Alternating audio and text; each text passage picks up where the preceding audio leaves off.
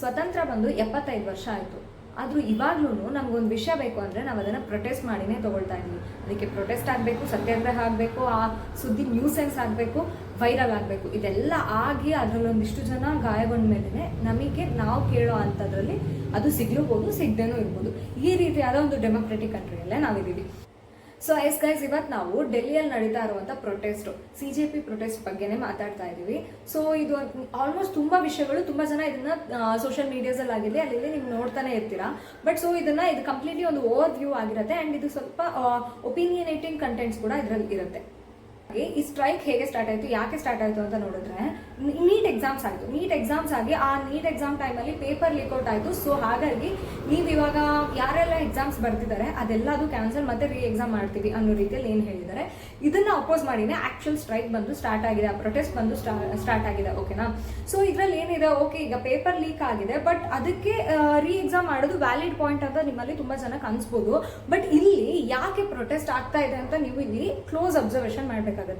NEET exam ಅಂದಿದ ತಕ್ಷಣ students ಅಲ್ಲಿ ಈ 20s ಅಲ್ಲಿ ಇರೋರಿಗೆ ತುಂಬಾ ಜನಕ್ಕೆ ಇದು ಗೊತ್ತಿರುತ್ತೆ. ಯಾಕಂದ್ರೆ ಯೂಶಲಿ ನೀಟ್ ಅಂದ ತಕ್ಷಣನೇ ಸ್ವಲ್ಪ ಜನ ಹೆದರೋ ಲೆವೆಲ್ಗೆ ಅಷ್ಟು ಸ್ಟ್ರಿಕ್ಟ್ ಆಗಿ ಅದರ ವಿಷಯಗಳನ್ನೆಲ್ಲ ಮಾಡ್ತಾರೆ. ಓಕೆನಾ?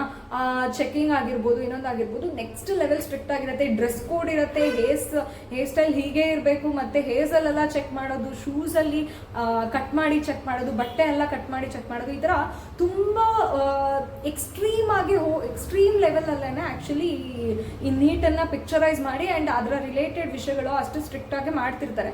ಹಾಗಿದ್ದು ಒಂದು ಪೇಪರ್ ಲೀಕ್ ಆಗಿದೆ ಅಂದರೆ ಆಬ್ವಿಯಸ್ಲಿ ಅದರಲ್ಲಿ ಯಾವುದೋ ಒಂದು ಕೈವಾಡ ಇದೆ, ಇದರಿಂದ ಏನೋ ಒಂದು ವಿಷಯ ಇದೆ ಅನ್ನೋ ರೀತಿಯಲ್ಲಿ. ಆ್ಯಂಡ್ ಇದಾಗಿ ಒಂದು 20 ಸ್ಟೂಡೆಂಟ್ಸ್ವರೆಗೂ ಕೂಡ ಸುಸೈಡ್ ಮಾಡ್ಕೊಂಡು ಸತ್ತೋಗ್ಬಿಟ್ರು ಈ ವಿಷಯ ಆದಮೇಲೆ. ಸೊ ಇದೆಲ್ಲ ಆಗಿ ಸ್ಟ್ರೈಕ್ ಆಗ್ತಿದೆ, ಪ್ರೊಟೆಸ್ಟ್ ಆಗ್ತಾ ಇದೆ.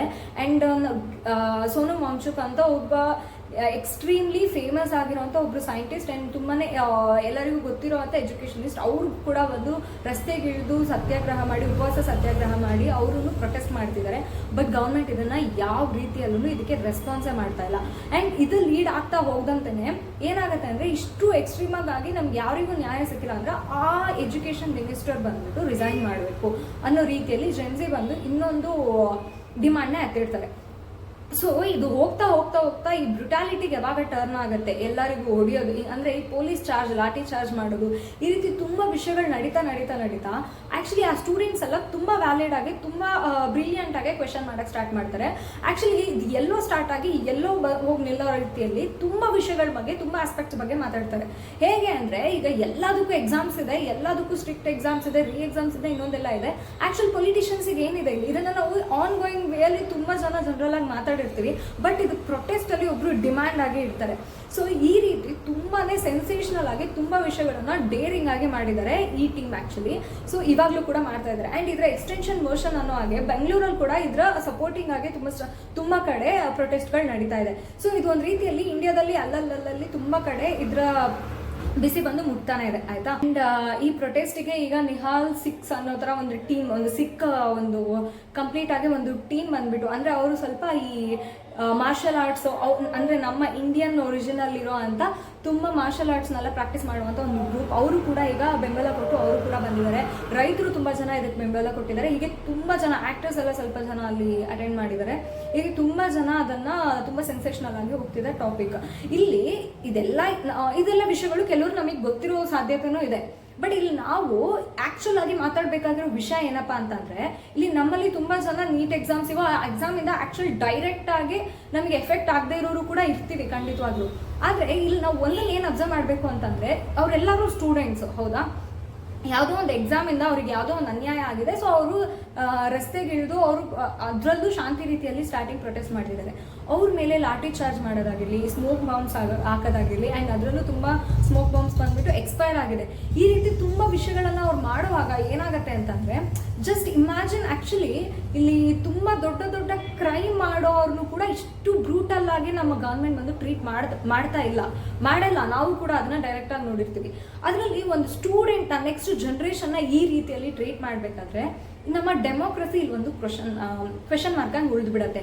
ಯಾಕಂದ್ರೆ ಈಗ ನಮ್ಮ ಸಂವಿಧಾನದಲ್ಲೇನೆ ಆರ್ಟಿಕಲ್ 19 ಏನು ಹೇಳತ್ತಪ್ಪ ಅಂತಂದ್ರೆ, ನಮಗೆ ಯಾವುದಾದ್ರೂ ಒಂದು ವಿಷಯ ನಾವು ಪ್ರೊಟೆಸ್ಟ್ ಮಾಡಬೇಕು ಅಂತ ಅನಿಸ್ತು ಅಂತಂದ್ರೆ ನಾವು ಪರ್ಮಿಷನ್ ತಗೊಂಡು ಅದಕ್ಕೆ ಪ್ರೊಟೆಸ್ಟ್ ಮಾಡ್ಬೋದು, ಡಿಮ್ಯಾಂಡ್ ಮಾಡ್ಬೋದು, ಅದು ಕೂಡ ನಮ್ಮ ಹಕ್ಕು ಅಂತ ಹೇಳುತ್ತೆ. ಆದರೆ ರೋಡಿಗೆ ಇಳಿದು ಪ್ರೊಟೆಸ್ಟ್ ಮಾಡೋರನ್ನ ಈ ರೀತಿಯಲ್ಲಿ ಬ್ರೂಟಲ್ ಆಗಿ ಅವರು ಅಟ್ಯಾಕ್ ಮಾಡ್ತಾರೆ. ಸೊ ಒಂದು ನೆಕ್ಸ್ಟ್ ಜನ್ರೇಷನ್ನ ಈ ರೀತಿಯಲ್ಲಿ ಮಾಡಬೇಕಾದ್ರೆ ಈಗ ಒಂದು 75 years 100 years ಬ್ಯಾಕ್ ಆಗಿರುವಂಥ ಸಿಚುವೇಶನಲ್ಲೇ ಅಗೇನ್ ನಾವು ಈಗಲೂ ಇದ್ದೀವಿ ಅಂದರೆ ಇಲ್ಲಿ ಇಂಪ್ರೂವ್ಮೆಂಟ್ ಎಲ್ಲಿ ಬಂತು ಅನ್ನೋ ಒಂದು ಕ್ವೆಶನ್ ಮಾರ್ಕ್ ಕೂಡ ಇಲ್ಲಿ ನಮಗೆ ಬರುತ್ತೆ. ಸೊ ಚೈಲ್ಡ್ಹುಡ್ಡಿಂದ ನಾವು ಗೌರ್ಮೆಂಟ್ ಬಂದು ಪೀಪಲ್ನ ನೋಡ್ಕೊಳ್ಳೋದಕ್ಕಿರೋದು, ನಮ್ಮ ಅಡ್ಮಿನಿಸ್ಟ್ರೇಟ್ ಮಾಡೋದಕ್ಕೆ ಇರೋದು ಅನ್ನೋ ಒಂದು ಥಾಟ್ ಹೋಗಿ ಯಾವುದಾದ್ರೂ ಒಂದು ತುಂಬಾ ಎಕ್ಸ್ಟ್ರೀಮ್ ಆಗಿ ಒಂದು ಸಮಸ್ಯೆ ಬರಬೇಕಾದ್ರೆ ಗೌರ್ಮೆಂಟ್ ಪೀಪಲ್ನ ಸೇವ್ ಮಾಡುತ್ತಾ ಅಥವಾ ಗೌರ್ಮೆಂಟ್ನ ಸೇವ್ ಮಾಡ್ಕೊಳ್ಳೋಕೆ ಫಸ್ಟ್ ಪ್ರಿಯಾರಿಟಿ ಕೊಡುತ್ತಾ ಅನ್ನೋ ಒಂದು ಕ್ವೆಶನ್ ಕೂಡ ನಮ್ಗೆ ಇಲ್ಲಿ ಬರುತ್ತೆ. ಯಾಕಂದರೆ ಇಷ್ಟೆಲ್ಲ ಸಮಸ್ಯೆ ಆಗಬೇಕಾದ್ರೆ ಅಲ್ಲಿ ಏನು ಟ್ರಾನ್ಸ್ಪರೆಂಟಾಗಿ ಅಲ್ಲಿ ಯಾವುದೇ ರೀತಿಯಾದ ಇನ್ವೆಸ್ಟಿಗೇಷನ್ಸ್ ನಡೀತಾ ಇಲ್ಲ. ನೀಟ್ ಎಕ್ಸಾಮ್ ಯಾಕೆ ಲೀಕ್ ಆಯಿತು, ಆ ಪೇಪರ್ ಲೀಕ್ ಆಗಿರೋ ವಿಷಯದಲ್ಲಿ ಯಾವುದೇ ವಿಷಯದಲ್ಲಿ ಒಂದು ಟ್ರಾನ್ಸ್ಪರೆನ್ಸಿನೇ ಇಲ್ಲ. ಆ್ಯಂಡ್ ಒಂದು ಒಳ್ಳೆ ವಿಷಯ ಏನಪ್ಪ ಅಂತಂದರೆ ಈ ಪ್ರೊಟೆಸ್ಟಲ್ಲಿ ನಾವು ನೋಡಿದ್ದು ಎಲ್ರಿಗೂ ಅವ್ರದ್ದೇ ಆದ ಒಪಿನಿಯನ್ ಇದೆ, ಒಂದು ಒಳ್ಳೆ ಪೊಲಿಟಿಕಲ್ ನಾಲೆಡ್ಜ್ ಇದೆ. ಅವ್ರು ಮಾತಾಡುವಾಗಲೇ ನಮಗೆ ಗೊತ್ತಾಗುತ್ತೆ ಓಕೆ ಅವರು ಈ ವಿಷಯನ ಯಾವುದೋ ಒಂದು ರೀತಿಯಲ್ಲಿ ಒಂದು ಅವ್ರದ್ದೇ ಆದ ದೃಷ್ಟಿಕೋನದಲ್ಲಿ ಇವರು ಇದನ್ನು ಯೋಚನೆ ಮಾಡಿದ್ದಾರೆ ಅನ್ನೋ ರೀತಿಯಲ್ಲಿ ಎಲ್ರಿಗೂ ಒಂದು ನಾಲೆಡ್ಜ್ ಇದೆ. ಇದರಿಂದ ಸೊಸೈಟಿಗೆ ಹೇಗೆ ಅಫೆಕ್ಟ್ ಆಗುತ್ತೆ ಅನ್ನುವಂಥ ಒಂದು ಬ್ಯಾಕ್ಗ್ರೌಂಡ್ ನಾಲೆಡ್ಜ್ ಇದೆ, ನಮ್ಮ ಹಿಸ್ಟ್ರಿ ನಾಲೆಡ್ಜ್ ಇದೆ. ಹೀಗೆ ಎಲ್ಲ ಆಸ್ಪೆಕ್ಟನ್ನು ಒಂದು ಲೆವೆಲಿಗೆ ಅವರು ಒಂದು ಎಜುಕೇಟೆಡ್ ಸಿಟಿಸನ್ ಹೇಗೆ ಬಿಹೇವ್ ಮಾಡ್ತಾರೆ ಆ ರೀತಿಯಾಗಿ ಅವರು ತುಂಬ ವಿಷಯಗಳನ್ನು ಮಾತಾಡ್ತಾರೆ. ಅದು ಕೂಡ ಒಂದು ಒಳ್ಳೆ ಗುಡ್ ಸೈನ್ ಅಂತ ಹೇಳ್ಬೋದು. ಸೊ ಈ ಪ್ರೊಟೆಸ್ಟ್ ಎಲ್ಲಿಗೆ ಹೋಗಿ ಮುಗಿಯುತ್ತೆ ಅಂತ ಗೊತ್ತಿಲ್ಲ, ಇನ್ನೂ ಇದರ ರಿಸಲ್ಟ್ಸ್ ಇನ್ನೂ ನಡೀತಾನೆ ಇದೆ, ತುಂಬ ವಿಷಯಗಳು ಇನ್ನೂ ಲಾಠಿ ಚಾರ್ಜಸ್ ಆಗ್ತಾ ಇದೆ. ಬಟ್ ಇವಾಗ ಈ ವಿಡಿಯೋ ಮಾಡೋಕ್ಕೂ ಮುಂಚೆನೂ ಕೂಡ ನಾನು ನೋಡಿದೆ, ತುಂಬಾ ಇಂಟ್ರೆಸ್ಟಿಂಗ್ ಆಗಿತ್ತು. ಏನಪ್ಪ ಅಂತಂದರೆ ಆ್ಯಕ್ಚುಲಿ ಒಂದು ಇದನ್ನು ಫನ್ನಾಗಿ ತೊಗೋಬೇಕಾ ಆ್ಯಂಡ್ ಸೆನ್ಸ್ ಆಫ್ ಹ್ಯೂಮರ್, ನನಗಂತೂ ಆ ವಿಡಿಯೋ ನೋಡಿ ಲಿಟ್ರಲಿ ಒಂದು completely movie goose bump scene, ಮೂವಿಯಲ್ಲಿ ಬರೋ ಗೂಸ್ ಬಂಪ್ ಸೀನ್ ಥರ ಇತ್ತು. ಯಾಕಂದರೆ ಲಾಠಿ ಚಾರ್ಜಸ್ಸು ಅದು ಇದೆಲ್ಲ ಆಗ್ತಾ ಇದೆ ರಿಪೀಟೆಡ್ ಆಗಿ ಅಂದಾಗ ಇವತ್ತು ಲಾಠಿ ಚಾರ್ಜ್ ಮಾಡೋಕ್ಕೆ ಒಂದು ಗ್ರೂಪ್ ಆಫ್ ಪೊಲೀಸ್ ಬರ್ತಾರೆ and group of Gen Z peoples ಎಲ್ಲರೂ ಬಂದ್ಬಿಟ್ಟು ನ್ಯಾಷನಲ್ ಅಂತ ಮಾಡಿದ್ದಾರೆ. ಸೊ ಎಲ್ಲ ಪೊಲೀಸನ್ನು ಅವರು ನಿಂತಿದ್ದಾರೆ, ಬಿಕಾಸ್ ಏನು ಮಾಡೋಕ್ಕಾಗಲ್ಲ, ಹಾಗೆ ಸ್ಟ್ಯಾಂಡರ್ಡ್ ವರ್ಷನಲ್ಲಿ ನಿಂತಿದ್ದಾರೆ. ಸೊ ಈ ರೀತಿಯಲ್ಲಿ ಅಷ್ಟು ಒಂದು ಅದು ನೋಡೋಕೆ ನಗುನು ಬರುತ್ತೆ, ಅವ್ರು ಎಷ್ಟು ಸೆನ್ಸ್ ಆಫ್ ಹ್ಯೂಮರ್ ಇದೆ ಅವ್ರಿಗೆ ಅಂತಲೂ ಅನಿಸುತ್ತೆ. ಒಂದು ಪ್ರೆಸೆನ್ಸ್ ಆಫ್ ಮೈಂಡ್ ಅಷ್ಟಿದೆ. ಆ್ಯಕ್ಚುಲಿ ಈ ರೀತಿಯಲ್ಲಿ ಇರೋ ಅಂಥ ಒಂದು ಆ್ಯಕ್ಚುಲಿ ಇಷ್ಟು ಪ್ರೊಟೆಸ್ಟ್ ಮಾಡಬೇಕಾದ್ರೆ ಇಷ್ಟು ಸ್ಟ್ರಾಂಗ್ ವಾಯ್ಸ್ ಇರೋ ಅಂಥ ಒಂದು ಯಂಗ್ ಜನ್ರೇಷನ್ನ ನಮ್ಮ ಸರ್ಕಾರ ಎಲ್ಲೋ ಒಂದು ಕಡೆ ಮಿಸ್ಯೂಸ್ ಮಾಡ್ಕೊಳ್ತಿದ್ಯಾ ಅನ್ನೋವಂಥ ಒಂದು ಬೇಜಾರು ಕೂಡ ಇದೆ. ಸೊ ಈ ವಿಡಿಯೋದಲ್ಲಿ ಮಾತಾಡಿರೋ ತುಂಬ ವಿಷಯಗಳು ಕೆಲವೊಂದೆಲ್ಲ ನಿಮಗೆ ಗೊತ್ತಿರೋ ಸಾಧ್ಯತೆಯೂ ಇದೆ. ಸೊ ಇದರಲ್ಲಿ ನನ್ನ ಒಪಿನಿಯನ್ ಕೂಡ ಮಿಕ್ಸ್ಡಪ್ ಆಗಿದೆ, ಕಂಪ್ಲೀಟಾಗಿ ಇದು ಜಸ್ಟ್ ನ್ಯೂಸ್ ಮಾತ್ರ ಅಲ್ಲ. ಆ್ಯಂಡ್ ಇಲ್ಲಿ ನಾವು ಬೇಜಾರು ಪಡುವಂಥ ವಿಷಯ ಇನ್ನೊಂದು ಏನಪ್ಪ ಅಂತಂದರೆ ತುಂಬ ನ್ಯೂಸ್ ಚಾನಲ್ಸ್ ಬಂದ್ಬಿಟ್ಟು ಇದನ್ನು ಆ್ಯಸ್ ಇಟ್ ಈಸ್ ಇದನ್ನು ಕವರ್ ಮಾಡ್ತಿದ್ದಾರಾ ಅಂತ ನಾವು ನೋಡಿದ್ರೆ ಅದು ಸ್ವಲ್ಪ ನಮಗೆ ಇಲ್ಲ ಅನ್ನೋ ಉತ್ತರನೇ ಹೆಚ್ಚಾಗಿ ಬರುತ್ತೆ. ಆ ರೀತಿಯಲ್ಲೇ ನಮ್ಮ ಸುದ್ದಿ ಮಾಧ್ಯಮಗಳು ಕೂಡ ಇಲ್ಲಿ ವರ್ತಿಸ್ತಾ ಇದೆ.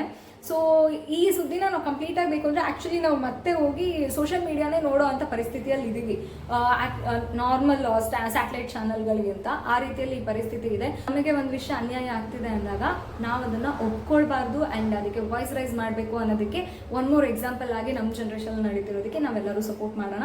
ಈ ಪ್ರೊಟೆಸ್ಟ್ನ ರಿಸಲ್ಟ್ ಆದಷ್ಟು ಬೇಗ ಈ ಪ್ರೊಟೆಸ್ಟ್ ಮುಗಿದು ಅದಕ್ಕಾದಂಥ ರಿಸಲ್ಟ್ ಸಿಗಲಿ ಅನ್ನೋದನ್ನು ಕೂಡ ನಾವು ಎಕ್ಸ್ಪೆಕ್ಟ್ ಮಾಡೋಣ. ಇದೇ ರೀತಿ ಇನ್ನೊಂದು ವಿಡಿಯೋದಲ್ಲಿ ನಾನು ನಿಮ್ಮನ್ನು ಭೇಟಿ ಮಾಡ್ತೀನಿ. Until this Shilpa signing off here.